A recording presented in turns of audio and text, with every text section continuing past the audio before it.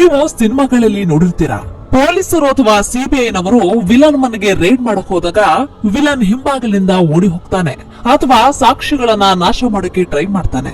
ಆದ್ರೆ ಇವತ್ತು ಪಶ್ಚಿಮ ಬಂಗಾಳದಲ್ಲಿ ನಡೆದದ್ದು ಸಿನಿಮಾ ಅಲ್ಲ, ಅದು real life high voltage drama.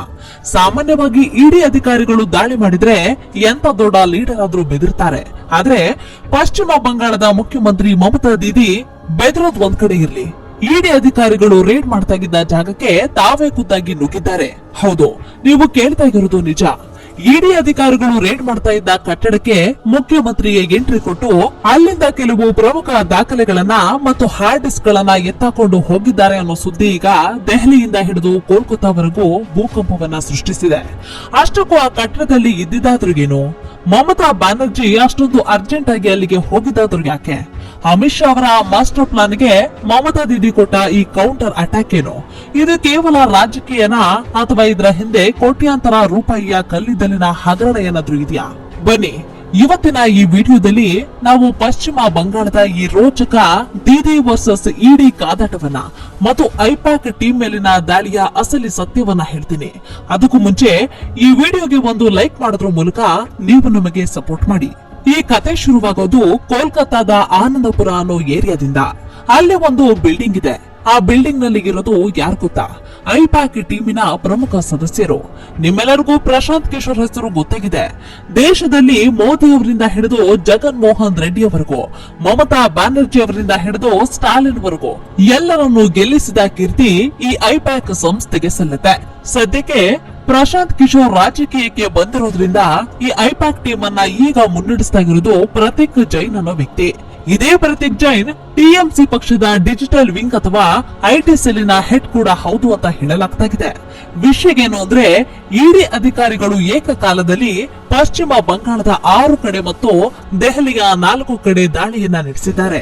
ಇದು ಯಾವುದೋ ಚಿಕ್ಕ ಪುಟ್ಟ ಕೇಸಲ್ಲ ಸ್ನೇಹಿತರೆ, ಇದು ಕೋಟ್ಯಾಂತರ ರೂಪಾಯಿಯ ಕೋಲ್ ಮೈನಿಂಗ್ ಸ್ಕ್ಯಾಮ್. ಈ ಹಗರಣದ ತನಿಖೆ ಮಾಡ್ತಾ ಮಾಡ್ತಾ ಇಡಿ ಅಧಿಕಾರಿಗಳು ಈ ಐಪ್ಯಾಕ್ ಟೀಮಿನ ಸದಸ್ಯರ ಮನೆ ಮತ್ತು ಆಫೀಸ್ ಮೇಲೆ ರೇಡ್ ಅನ್ನ ಮಾಡಿದ್ದಾರೆ. ಯಾವಾಗ ಇಡಿ ಅಧಿಕಾರಿಗಳು ಆಫೀಸ್ ಒಳಗೆ ಹೋದ್ರೋ ಅಲ್ಲಿಗೆ ಸಿಡಿಲಿನಂತೆ ಎಂಟ್ರಿ ಕೊಟ್ಟವರು ಬೇರೆ ಯಾರು ಅಲ್ಲ, ಸ್ವತಃ ಮುಖ್ಯಮಂತ್ರಿ ಮಮತಾ ಬ್ಯಾನರ್ಜಿ. ಇಲ್ಲೇ ಇರೋದು ನೋಡಿ ಅಸಲಿ ಟ್ವಿಸ್ಟ್. ಸಾಮಾನ್ಯವಾಗಿ ಒಂದ್ ಕಡೆ ಐಟಿ ಅಥವಾ ಇಡಿ ರೇಡ್ ನಡೀತಾ ಇದೆ ಅಂದ್ರೆ ಅಲ್ಲಿಗೆ ಆ ಮನೆಯವರನ್ನ ಬಿಟ್ರೆ ಬೇರೆ ಯಾರಿಗೂ ಎಂಟ್ರಿ ಇರಲ್ಲ. ಕಾನೂನು ಪ್ರಕಾರ ತನಿಖೆ ಮುಗಿಯೋವರೆಗೂ ಯಾರು ಒಳಗೆ ಹೋಗಾಗಿಲ್ಲ, ಹೊರಗೆ ಬರ ಹಾಗೂ ಇಲ್ಲ. ಆದ್ರೆ ಮಮತಾ ಬ್ಯಾನರ್ಜಿ ಅವರು ತಮ್ಮ ಪಶ್ಚಿಮ ಬಂಗಾಳದ ಸ್ಟೇಟ್ ಪೊಲೀಸ್ ಪಡೆಯನ್ನ ಕರ್ಕೊಂಡು ನೇರವಾಗಿ ಆ ಕಟ್ಟಡದ ಒಳಗೆ ನುಗ್ಗಿದ್ದಾರೆ. ವರದಿಗಳ ಪ್ರಕಾರ ಅಲ್ಲಿ ಒಳಗಡೆ ಹೋದ ಮಮತಾ ಬ್ಯಾನರ್ಜಿ ಅವರು ಸುಮ್ಮನೆ ಮಾತಾಡಿ ಬಂದಿಲ್ವಂತೆ. ಅಲ್ಲಿ ಇಡಿ ಅಧಿಕಾರಿಗಳು ಸೀಸ್ ಮಾಡಬೇಕಾಗಿದ್ದ ಕೆಲವು ಪ್ರಮುಖ ದಾಖಲೆಗಳು ಮತ್ತು ಎಲೆಕ್ಟ್ರಾನಿಕ್ ಎವಿಡೆನ್ಸ್ ಅಂದ್ರೆ ಹಾರ್ಡ್ ಡಿಸ್ಕ್ ಗಳನ್ನ ತಮ್ಮ ವಶಕ್ಕೆ ತಗೊಂಡಿದ್ದಾರೆ. ಅಲ್ಲಿಗಿದ್ದ ಇಡಿ ಅಧಿಕಾರಿಗಳಿಗೆ ಏನ್ ಮಾಡ್ಬೇಕು ಅಂತಾನೆ ಗೊತ್ತಾಗ್ಲಿಲ್ಲ. ಯಾಕಂದ್ರೆ ಎದುರುಗಡೆ ನಿಂತಿರುವುದು ರಾಜ್ಯದ ಸಿಎಂ ಜೊತೆಗೆ 100 ಜನ ಲೋಕಲ್ ಪೊಲೀಸರು. ಒಂದು ರೀತಿಯಲ್ಲಿ ಅಲ್ಲಿ ಕೇಂದ್ರದ ತನಿಖಾ ಸಂಸ್ಥೆಗೆ ಬೆದರಿಸೋ ಕೆಲಸ ನಡೀತು ಅಂತ ವಿಪಕ್ಷಗಳು ಆರೋಪವನ್ನು ಮಾಡ್ತಾ ಇವೆ. ಯೋಚನೆ ಮಾಡಿ, ಒಂದ್ ವೇಳೆ ಆ ಹಾರ್ಡ್ ಡಿಸ್ಕ್ ನಲ್ಲಿ ಏನೂ ಇರ್ಲಿಲ್ಲ ಅಂದ್ರೆ ಅಥವಾ ಮಮತಾ ಬ್ಯಾನರ್ಜಿ ಅವರಿಗೆ ಭಯ ಇರ್ಲಿಲ್ಲ ಅಂದ್ರೆ ಅವ್ರು ಯಾಕೆ ಅಷ್ಟೊಂದು ರಿಸ್ಕ್ ತಗೊಂಡು ಪ್ರೋಟೋಕಾಲ್ ಅನ್ನ ಮುರಿದು ಒಳಗೆ ಹೋಗ್ತಾ ಇದ್ರು? ಅಲ್ಲಿಂದ ದಾಖಲೆಗಳನ್ನ ತಂದು ಹೊರಗೆ ಬರುವಂತಹ ಅವಶ್ಯಕತೆ ಆದ್ರೂ ಏನಿತ್ತು? ಅವರು ಹೊರಗೆ ಬಂದ ಮೇಲೆ ಕೊಟ್ಟಂತಹ ಹೇಳಿಕೆ ಇನ್ನೂ ರೋಚಕವಾಗಿದೆ. ಬಿಜೆಪಿಯವರು ನಮ್ಮ ಚುನಾವಣಾ ತಂತ್ರಗಳನ್ನ ಕದಿಯೋಕೆ ಬಂದಿದ್ದಾರೆ ಅಂತ ದೀದಿ ಹೇಳ್ತಾಗಿದ್ದಾರೆ. ಮಮತಾ ಬ್ಯಾನರ್ಜಿ ಅವರ ವಾದ ಏನು ಅಂದ್ರೆ, ನೋಡಿ, ಲೋಕಸಭೆ ಚುನಾವಣೆ ಹತ್ರ ಬರ್ತಾಗಿದೆ. ನಾವು ಯಾವ ಅಭ್ಯರ್ಥಿಗಳನ್ನ ನಿಲ್ಲಿಸ್ತೀವಿ, ನಮ್ಮ ಸ್ಟ್ರಾಟಜಿಗೇನು, ನಮ್ಮ ಹತ್ರ ಇರೋ ಡೇಟಾಗೇನು ಅನ್ನೋದನ್ನ ತಿಳ್ಕೊಳ್ಳೋಕೆ ಅಮಿತ್ ಶಾ ಅವರು ಇಡಿ ಅಧಿಕಾರಿಗಳನ್ನ ಕಳಿಸಿದ್ದಾರೆ. ಅವರು ಬಂದಿರೋದು ಹಗರಣದ ತನಿಖೆಗಲ್ಲ, ನಮ್ಮ ಪಕ್ಷದ ಸೀಕ್ರೆಟ್ಸ್ ಗಳನ್ನ ಕದಿಯೋದಕ್ಕೆ. ಅದಕ್ಕೆ ನಾನು ಹೋಗಿ ಆ ಹಾರ್ಡ್ ಡಿಸ್ಕ್ ಗಳನ್ನ ಕಾಪಾಡ್ಕೊಂಡು ಬಂದೆ. ಕೇಳಕ್ಕಿದು ಒಂದ್ ಹಂತಕ್ಕೆ ಲಾಜಿಕ್ ಅಂತ ಅನ್ನಿಸಬಹುದು, ಆದ್ರೆ ನಾವು ಸ್ವಲ್ಪ ಡೀಪ್ ಆಗಿ ಯೋಚನೆ ಮಾಡಿದ್ರೆ ಇಲ್ಲೊಂದು ದೊಡ್ಡ ವೈಫಲ್ಯ ಕಾಣಿಸುತ್ತೆ. ಸ್ನೇಹಿತರೆ, ಇದ್ರ ಟೈಮಿಂಗ್ ಅನ್ನ ನೋಡಿ. ಈ ಕೋಲ್ ಸ್ಕ್ಯಾಮ್ ಅಥವಾ ಕಲ್ಲಿದ್ದಲು ಹಗರಣದ ತನಿಖೆ ಶುರುವಾಗಿದ್ದು ಇವತ್ತ ನೆನ್ನೆನಾ? ಅಲ್ಲ, ಇದು 2020 ಮತ್ತು 21ರಲ್ಲಿ ಶುರುವಾದಂತಹ ಕೇಸ್. ಇನ್ನು 2021ರಲ್ಲೇ ಸಿಬಿಐ ಮತ್ತು ಇಡಿ ಅಧಿಕಾರಿಗಳು ಮಮತಾ ಬ್ಯಾನರ್ಜಿ ಅವರ ಅಣ್ಣನ ಮಗ ಅಂದ್ರೆ ಅವರ ಸೋದರಳಿಯ ಅಭಿಷೇಕ್ ಬ್ಯಾನರ್ಜಿ ಅವರ ಪತ್ನಿ ರುಜಿರಾ ಬ್ಯಾನರ್ಜಿ ಅವರಿಗೆ ನೋಟಿಸ್ ಅನ್ನು ಕೊಟ್ಟಿದ್ರು. ಅಂದ್ರೆ ಈ ಕೇಸ್ ತುಂಬಾನೇ ಹಳೆದು. ಇಡಿ ಅನ್ನೋದು ಹಣಕಾಸಿನ ಅಕ್ರಮವನ್ನ ತಡೆಗಟ್ಟುವಂತಹ ಸಂಸ್ಥೆ. ಅವರಿಗೆ ನಿಮ್ಮ ಚುನಾವಣಾ ಅಭ್ಯರ್ಥಿ ಯಾರು ಅನ್ನೋದ್ರಿಂದ ಏನ್ ಲಾಭ?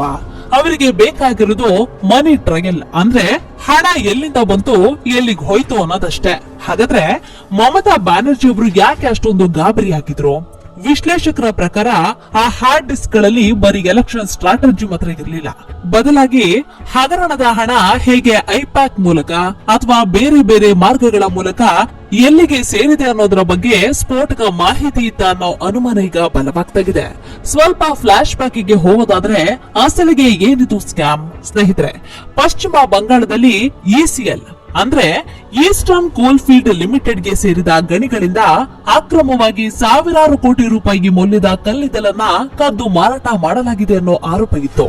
ಈ ಕಲ್ಲಿದ್ದಲನ್ನ ಕದ್ದು ಬ್ಲಾಕ್ ಮಾರ್ಕೆಟ್ ನಲ್ಲಿ ಮಾರಿ ಆ ಹಣವನ್ನ ಬೇರೆ ಬೇರೆ ಕಡೆಗಳಲ್ಲಿ ಹೂಡಿಕೆ ಮಾಡಲಾಗಿದೆ. ಈ ಹಗರಣದಲ್ಲಿ ಟಿಎಂಸಿ ಪಕ್ಷದ ದೊಡ್ಡ ದೊಡ್ಡ ತಲೆಗಳೇ ಇವೆ ಅನ್ನೋದು ಬಿಜೆಪಿಯ ಆರೋಪವಾಗಿದೆ. ಪ್ರಮುಖವಾಗಿ ಮಮತಾ ಬ್ಯಾನರ್ಜಿ ಅವರ ಬಲಗೈ ಬಂಟ, ಅವರ ಉತ್ತರಾಧಿಕಾರಿ ಅಂತಲೇ ಕರೆಯಲ್ಪಡುವ ಅಭಿಷೇಕ್ ಬ್ಯಾನರ್ಜಿ ಅವರ ಹೆಸರು ಈ ಕೇಸ್ನಲ್ಲಿ ಕೇಳಿ ಬರ್ತಾಗಿದೆ. ಈಗ ಇಡಿ ಅಧಿಕಾರಿಗಳ ವಾದ ಏನಂದ್ರೆ, ಈ ಅಕ್ರಮ ಕಲ್ಲಿದ್ದಲು ಮಾರಾಟದಿಂದ ಬಂದ ಕೋಟ್ಯಾಂತರ ರೂಪಾಯಿ ಹಣ ಹವಾಲಾ ರೂಪದಲ್ಲಿ ಅಥವಾ ಕನ್ಸಲ್ಟೆನ್ಸಿ ಫೀಸ್ ರೂಪದಲ್ಲಿ ಐಪ್ಯಾಕ್ ನಂತಹ ಸಂಸ್ಥೆಗಳಿಗೆ ಅಥವಾ ಅದರ ನಿರ್ವಾಹಕರಿಗೆ ತಲುಪಿರಬಹುದು. ಆ ಹಣ ಎಲ್ಲಿ ಹೋಯ್ತು ಅನ್ನೋದನ್ನ ಹುಡುಕೋಕೆ ಅವರು ರೈಡ್ ಅನ್ನ ಮಾಡಿದ್ರು.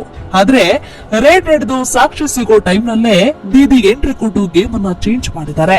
ಇಲ್ಲಿ ನಾವು ಗಮನಿಸಬೇಕಾದ ಮುಖ್ಯ ವಿಷಯ ಏನಂದ್ರೆ, ಇದು ಬರೀ ಒಂದು ರೇಡ್ ಅಲ್ಲ, ಇದೊಂದು ರಾಜಕೀಯ ಯುದ್ಧ. ಒಂದ್ ಕಡೆ ಅಮಿತ್ ಶಾ ಅವರ ನೇತೃತ್ವದ ಕೇಂದ್ರ ಸರ್ಕಾರ ಭ್ರಷ್ಟಾಚಾರ ಮಾಡಿದವರು ಯಾರೇ ಆಗಿರ್ಲಿ ಬಿಡಲ್ಲ ಅಂತ ಹೇಳ್ತಾಗಿದೆ. ಇನ್ನೊಂದ್ ಕಡೆ ಮಮತಾ ಬ್ಯಾನರ್ಜಿ, ನೀವ್ ಏನೇ ಮಾಡಿದ್ರು ನಾನು ಜಗ್ಗಲ್ಲ, ಇದು ಸೇಡಿನ ರಾಜಕೀಯ ಅಂತ ನೇರ ಸವಾಲನ್ನ ಹಾಕ್ತಾಗಿದ್ದಾರೆ. ಆದ್ರೆ ಕಾನೂನಿನ ಪ್ರಕಾರ ನೋಡೋದಾದ್ರೆ ಒಂದು ತನಿಖಾ ಸಂಸ್ಥೆಯ ಕೆಲಸಕ್ಕೆ ಅಡ್ಡಿಪಡಿಸೋದು, ಸಾಕ್ಷ್ಯಗಳನ್ನ ತೆಗೆದುಕೊಂಡು ಹೋಗೋದು ಗಂಭೀರವಾದ ಅಪರಾಧವಾಗುತ್ತೆ. ಬಿಜೆಪಿ ನಾಯಕರು ಈಗಾಗಲೇ ಪ್ರಶ್ನೆಗಿನ್ನ ಮಾಡ್ತಾಗಿದ್ದಾರೆ. ಮಮತಾ ದೀದಿ, ನಿಮಗೆ ಕಳ್ಳನ ಮನಸ್ಸು ಹುಳ್ಳಿಗೆ ಅನ್ನೋ ತರ ಯಾಕೆ ಆಡ್ತಾ ಇದ್ದೀರಾ? ತಪ್ಪು ಮಾಡಿಲ್ಲ ಅಂದ್ರೆ ದಾಖಲೆಗಳನ್ನ ಯಾಕೆ ಎತ್ತಾಕೊಂಡು ಬಂದ್ರಿ? ಅದ್ರಲ್ಲಿ ಅಂತದ್ದೇನಿತ್ತು? ಯಾರ ಹೆಸರುಗಳಿಗಿತ್ತು? ವಿಶ್ಲೇಷಕರು ಹೇಳೋ ಪ್ರಕಾರ ಮುಂದಿನ ದಿನಗಳಲ್ಲಿ ಪಶ್ಚಿಮ ಬಂಗಾಳದ ರಾಜಕೀಯದಲ್ಲಿ ದೊಡ್ಡ ಭೂಕಂಪಗಳೇ ಆಗಬಹುದು. ಮಮತಾ ಬ್ಯಾನರ್ಜಿ ಅವರ ಆಪ್ತರು ಅಥವಾ ಸ್ವತಃ ಐಪ್ಯಾಕಿನ ಪ್ರಮುಖರು ಅರೆಸ್ಟ್ ಆಗೋ ಸಾಧ್ಯತೆಗಳನ್ನ ತಳ್ಳಿ ಹಾಕುವಂತಿಲ್ಲ. ಯಾಕಂದ್ರೆ ಇಡಿ ಸುಮ್ನೆ ಕೂರುತ್ತಿಲ್ಲ. ಅವರು ಕೋರ್ಟ್ ಮೆಟ್ಟಿಲಿರಬಹುದು, ಸಾಕ್ಷ್ಯ ನಾಶದ ಕೇಸನ್ನು ಸಹ ಹಾಕಬಹುದು. ಒಟ್ನಲ್ಲಿ ಎಲೆಕ್ಷನ್ ಹತ್ರ ಬರ್ತಾ ಇದ್ದಂಗೆ ಇಡಿ ಐಟಿ ಆಕ್ಟಿವ್ ಆಗುತ್ತೆ ಅನ್ನೋದು ಒಂದು ವಾದ. ಆದ್ರೆ ತಪ್ಪು ಮಾಡಿದವರು ಎಲೆಕ್ಷನ್ ಇದೆ ಅಂತ ತಪ್ಪಿಸ್ಕೊಳ್ತಾರೆ ಅನ್ನೋದು ಇನ್ನೊಂದು ವಾದ. ಇಲ್ಲಿ ಮಮತಾ ಬ್ಯಾನರ್ಜಿ ಅವರು ಮಾಡಿದ್ದು ಸರಿನಾ? ಒಬ್ಬ ಮುಖ್ಯಮಂತ್ರಿಯಾಗಿ ತನಿಖೆಗೆ ಸಹಕರಿಸೋದನ್ನ ಬಿಟ್ಟು ಹೀಗೆ ಫೋರ್ಸ್ಫುಲ್ ಆಗಿ ನುಗ್ಗಿ ಡಾಕ್ಯುಮೆಂಟ್ಸ್ ಗಳನ್ನ ತಂದಿದ್ದು ಎಷ್ಟರ ಮಟ್ಟಿಗೆ ಸರಿ? ಇದರಿಂದ ಅವರು ತಮ್ಮನ್ನ ತಾವು ರಕ್ಷಿಸಿಕೊಳ್ತಾ ಇದ್ದಾರಾ ಅಥವಾ ಇದು ಅವರ ಭಯವನ್ನ ತೋರಿಸ್ತಾ ಇದೆಯಾ? ಇದರ ಬಗ್ಗೆ ನಿಮ್ಗೆ ಏನ್ಸುತ್ತೆ ಕಾಮೆಂಟ್ ಮಾಡಿ ತಿಳಿಸಿ. ಈ ವಿಡಿಯೋ ನಿಮಗೆ ಇಷ್ಟವಾಗಿದ್ರೆ ಲೈಕ್ ಮಾಡಿ, ಶೇರ್ ಮಾಡಿ ಮತ್ತು ನಮ್ಮ ಚಾನೆಲ್ಗೆ ಸಬ್ಸ್ಕ್ರೈಬ್ ಆಗೋದನ್ನ ಮರಿಬೇಡಿ. ಮತ್ತೊಂದು ಇಂಟ್ರೆಸ್ಟಿಂಗ್ ವಿಡಿಯೋದೊಂದಿಗೆ ನಿಮ್ಮನ್ನ ಭೇಟಿ ಆಗ್ತೀವಿ. ಅಲ್ಲಿಯವರೆಗೂ ಧನ್ಯವಾದಗಳು.